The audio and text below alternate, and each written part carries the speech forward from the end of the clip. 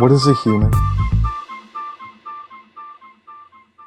Do you want like a biological description, or do you want like some sort of like, I don't know, essentialist description, or what? Yeah, I would just say that like the term human itself is innately arbitrary, and like what are your quantifiers for what makes something human?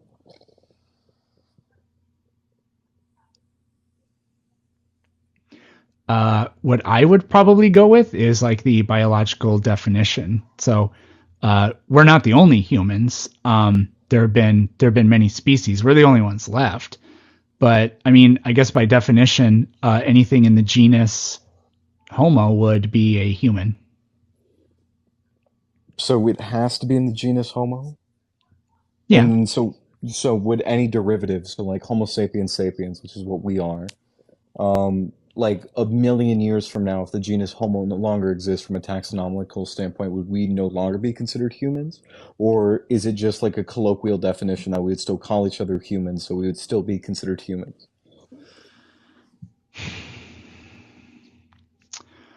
Um. Interesting. I don't So think I, humans are what I real. would what I would say it. Well, I mean, No, I mean depending like on in a depending in on an what school objective of stance. no, yeah, I mean, depending on what school of philosophical thought you throw yourself in. If you're an atomist, which like the Mhm. people that say that they're like materialists or realists are, I think they're actually uh, atomists, which like the Mhm. modern conception of an atomist. Like if you had to ask me, the only things that really exist are Mhm. is the standard model of particle physics. Those are the only real things. Everything Mhm. else is just a conglomeration of those things, right? So in that sense, yes. But like the deal with like taxonomy that's kind of weird about it is certain things in this point are fixed. Mhm. And so whatever we turn into, we're never gonna not consider ourselves to be humans, which is kind of weird. So like an example would be like birds. So today birds are part of the class Aves, right? But they're also But dinosaurs, I'm aware. I know where you're going yes, with this. Yeah. yeah. So technically, taxonomically, birds are actually reptiles. Well, reptile's not really a clade. It's not a, I don't know what you call it. It's like not a Yeah, valid you're taxonomical. talking about atopic classification. I'm Yeah. familiar with the subject. I would just say, I Okay. mean, with this with Well, the I same mean, the logic, viewers might not be. yeah, with the same logic, you're just a highly derived fish. Yeah. See, true enough. So the point I was trying to make is like if we would have been around it millions of all those many millions of years ago before modern birds really existed at all, Hmm. then we would still call birds like we would have never come up with the class Aves is what I Hmm. mean. Now we have it today because clearly, like if you ask me, sometimes the birds or dinosaurs thing kind of bugs me because a bird isn't a reptile. Um, but it also depends on what level of analysis you're talking about, right? Like there are all these categories are kind of arbitrary, but there are at the same time there are like discrete things that make sense. So your thing about the fish, yes, I agree with the logic of it, but I think that kind of breaks down in a there's a particular spot where that breaks down where it really doesn't make any sense at all. Because if that's Hmm. true, then we're also prokaryotes, but we're definitely not prokaryotes. Yay and nay. I mean, I would just say we're heavily derived prokaryotes through endosymbiosis.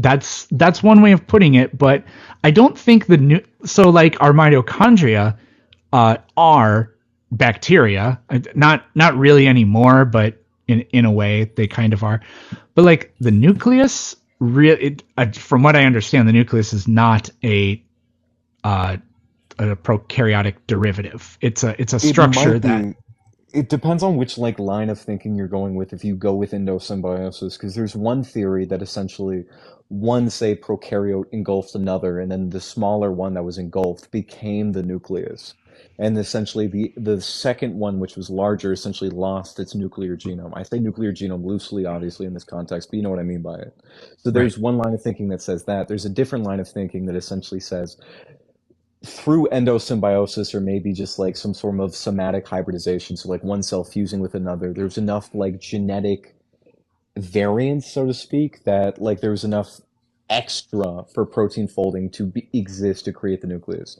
Depends on which line of thinking you're going with, but either way, we're still just going to be prokaryotes that did endosymbiosis. So I mean, if I said we're heavily derived prokaryotes, I mean it's not an incorrect statement.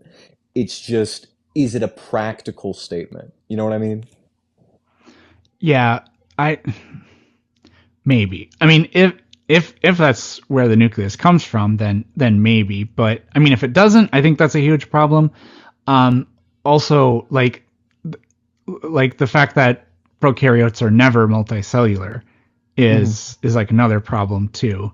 Now Oh, there's some eukaryotes are well, not some, a lot of eukaryotes are unicellular, but this is where it gets to the point where it's like, look, something definitely happened. Something we there is a demarc like I'm sure you know what like the demarcation problem is. When does something cease to be this and start being that? how Uh, many drops of water becomes a lake? Yeah, I'm yeah, familiar. exactly. So if this is definitely a lake, then if I take one drop away, it's still definitely a lake. And if I take another one away, it's still definitely a lake. And there's never going to be a point where you're like, okay, well that's not a lake, because if that's not a lake, then it wasn't a lake one drop before that, you know. But eventually, that Mhm. process gets us to the point where there is no lake anymore. So, uh, yeah. Um, so what is a human? I don't know. Ask Matt Walsh. Maybe that'll be his next video, his next movie. I would, so here's my quantifier for what makes a human a human. Sapiens plus societal consensus. Plus, we agree on it. Yeah, so like just the great, so just a majority consensus. It doesn't have to be like, when I say societal consensus, I don't mean all human societies. I just mean a society at large agrees. Like, say Right. tomorrow, for instance, we uncover a population of hominid derivatives that are an offshoot of like Australopithecus africensis, and we find them in some sort of cave in China. And let's say they've got red skin, purple eyes, and they've only got four fingers. Whatever selective pressures gave them that, imagine in your head, I don't really care. But so we have them. I feel like if they have sapience, as in like they have the ability for higher rationale, their ability to contextualize concepts in a way that you and I would be able to, that we would call them humans, right? Because we're not going to say that these things that are on par with us intellectually are just not human, because if we do, the implications for that would lead to like reductios for slavery, etc. So it's just, I feel like we would still call them human even if they're in another genus, for instance. For the same reasons that we say Lucy is like the earliest example of like humanity in a way, even Yeah, though that Lucy is I like an Australopithecine. I'm admittedly I'm not super good with phylogenetics and stuff like that. So like I know that Lucy is, I think, considered not, I don't think a hominid, She's but at not from the genus Homo, but she's from the yeah, family Hominidae.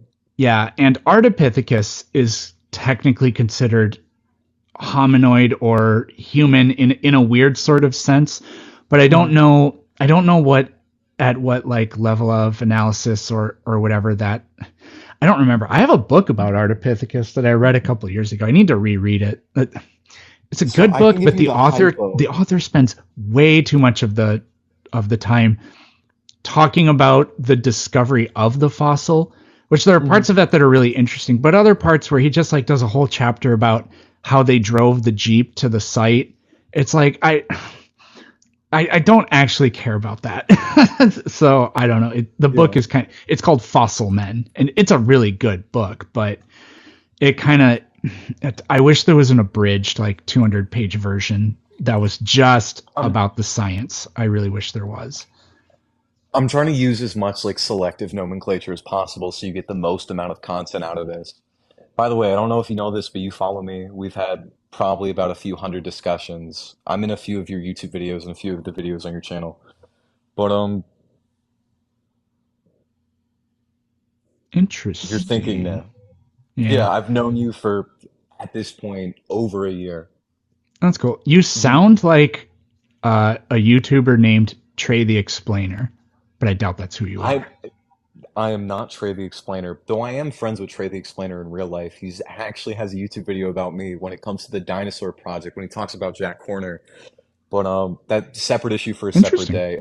You might know me via Tier Zoo or Mothlight Media because I've co-starred on a few of their videos.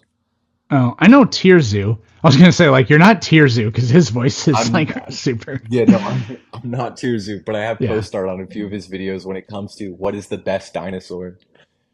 the I'm a best synthetic dinosaur. biologist. Interesting.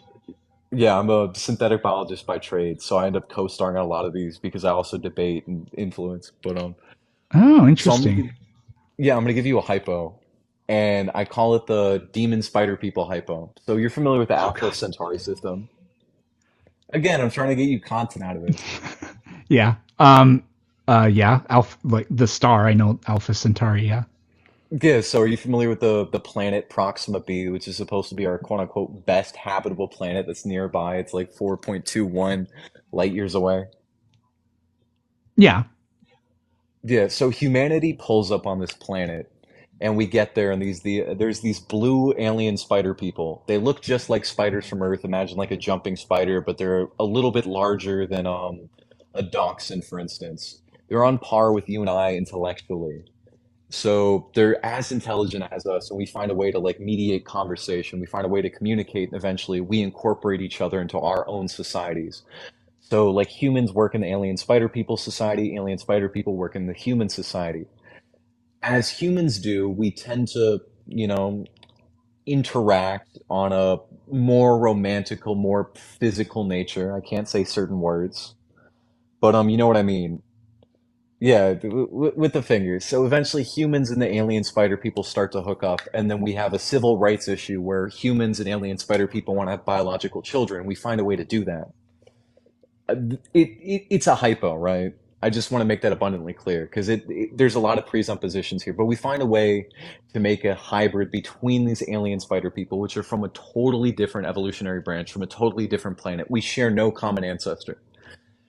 But how human does it need to be for you to consider it human? Oh. Um. Well,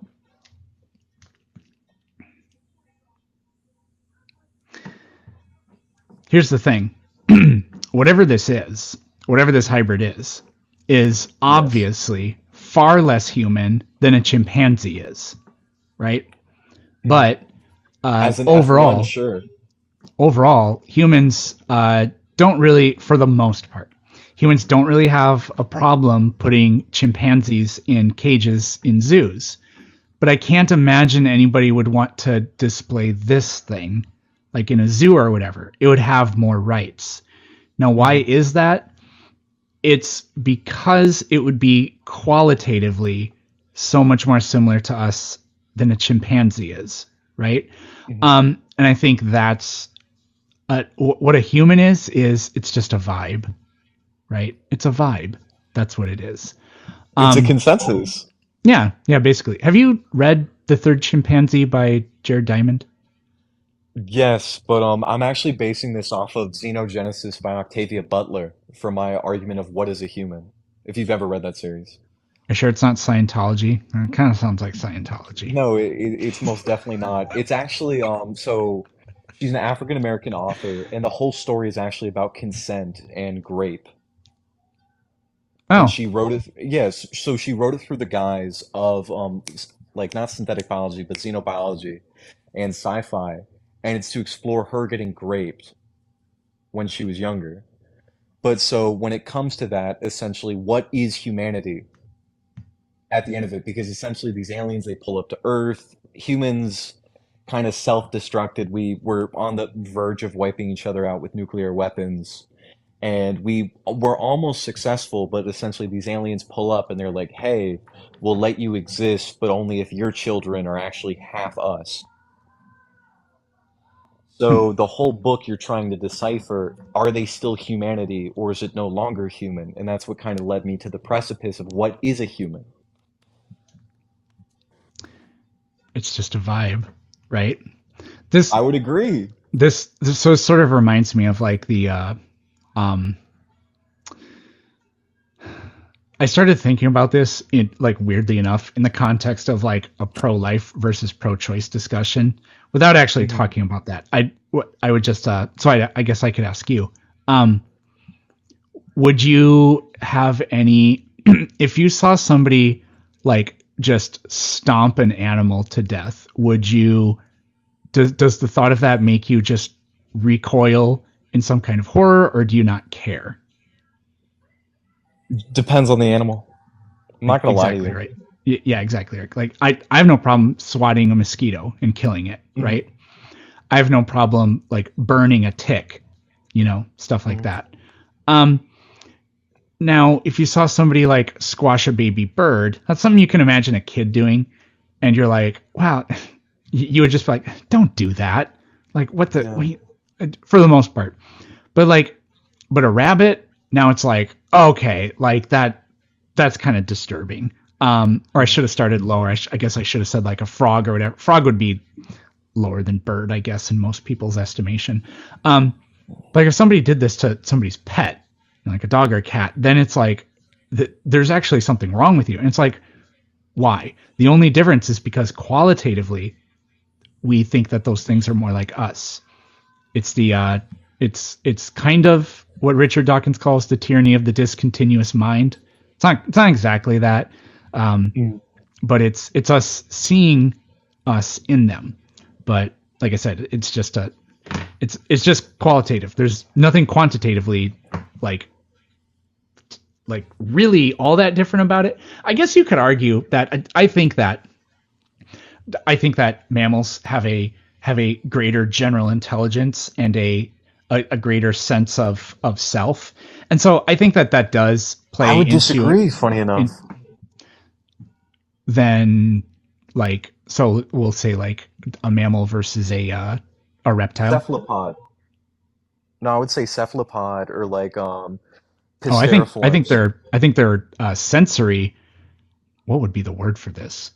Sensorily, I don't know if that's the right word, but they're more sophisticated. But I don't actually think in any sort of Because if we're just sense going of by, like awareness or self or anything like that. I mean, mammals have a neocortex, and they don't. but does neocortex equal intelligence, or is neocortex just what we're associating? Because you're going under the presupposition that a neocortex equals intelligence.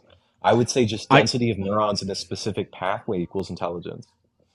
Well, I would argue that a slime mold probably has it seems to have some sort of a sense of intelligence.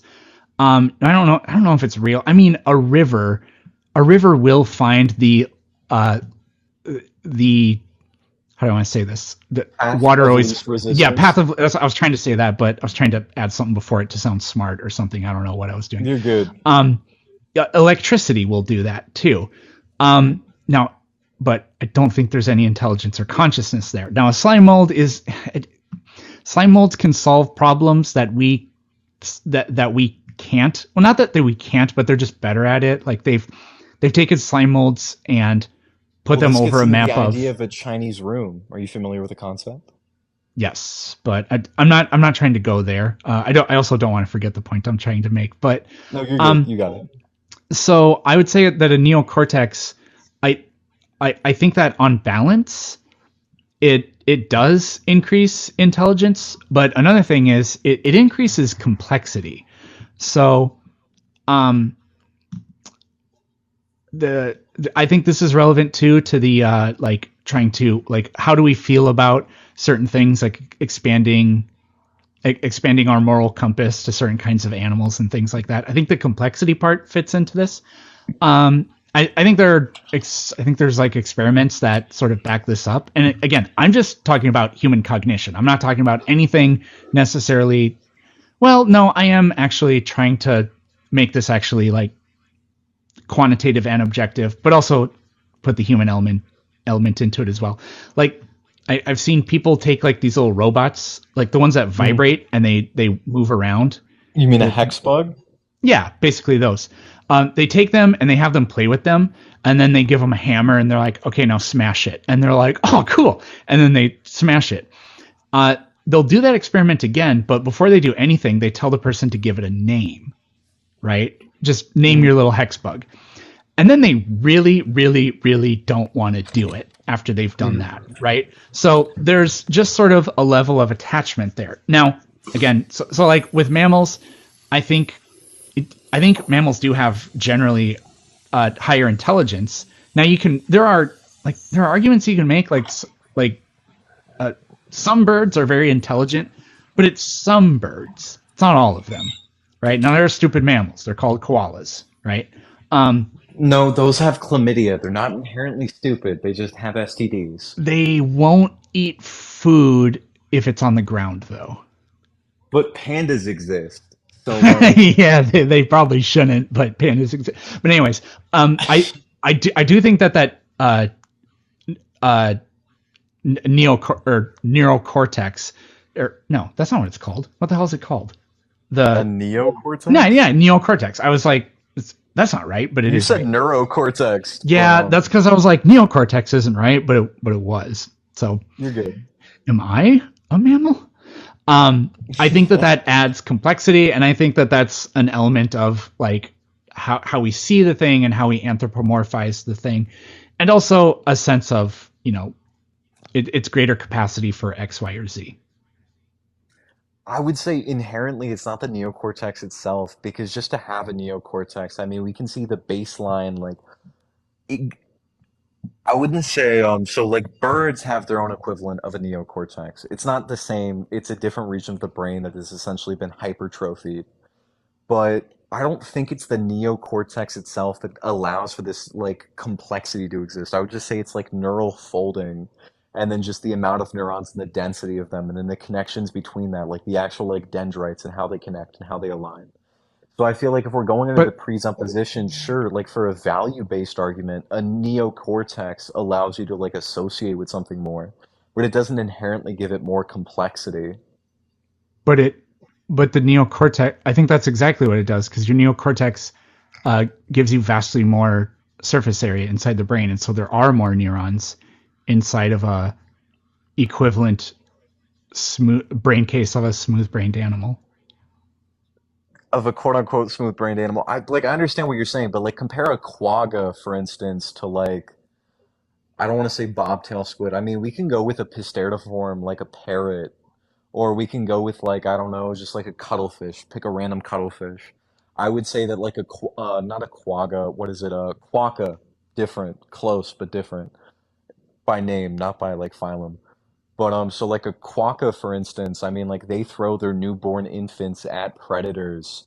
They have no recognition of self, and they have no object permanence. But then, like a cephalopod, for instance, like a cuttlefish, has a sense of self, has object permanence, and we've even been able to teach them like baseline math. Like if you wait 30 seconds, we'll give you two shrimp as opposed to giving you one shrimp. There's like a whole documentary on that. So I would just say like it's not the neocortex itself, it's like the neural folding. So if we want to say baseline, yeah, on average a neocortex makes you smarter. But it's not inherently the neocortex, it's just to say that animals with a neocortex normally have higher density neurons in an area with more surface area. Does that make sense? Uh, yeah, kind of, but I feel like I don't remember what it was you said kind of in the middle there, but it sounded like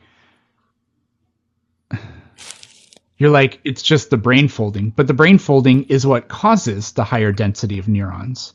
So it is the neocortex. But you don't need a neocortex to have high density neurons or brain folding. This could be any Oh, part of okay. your brain. Yeah, I mean, it's not like the neocortex Okay, isn't I a get what you're saying now. necessary Yeah. facilitator. Yeah.